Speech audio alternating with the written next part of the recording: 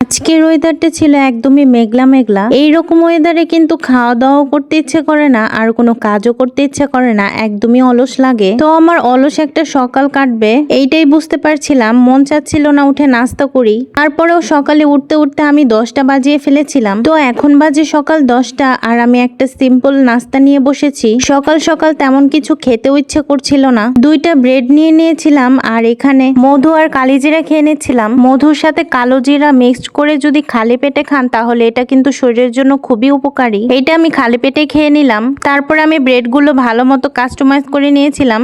অনেক বেশি মজা হয়েছিল। এইটা সচরাচর সবাই বানিয়ে খায় সকালবেলা। এটা দিয়ে আমি আজকে নাস্তাটা শেষ করলাম। আমার কিন্তু অনেক মজা লেগেছে। সকালের নাস্তা শেষ করে আমি একটু বাইরে গিয়েছিলাম।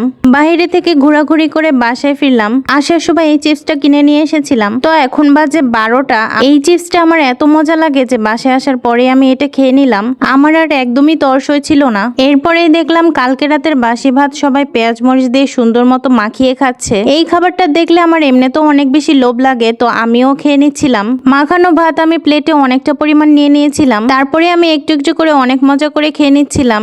এই খাবারটা খাওয়ার পর আমার দুপুরে আর কিছুই খাওয়া হয়নি। লাস্টলি আমি বিকালবেলা এই সমোচাটা খেয়ে নিয়েছি। এই সমোচাটা কিন্তু আমার অনেক বেশি মজা লাগে। তো আমার আজকের ভিডিওটা তোমাদের কাছে কেমন লাগলো তা কিন্তু অবশ্যই কমেন্ট বক্সে জানিয়ে যেও। দেখা হয়ে যাবে অন্য একটা ভিডিওতে। আল্লাহ হাফেজ।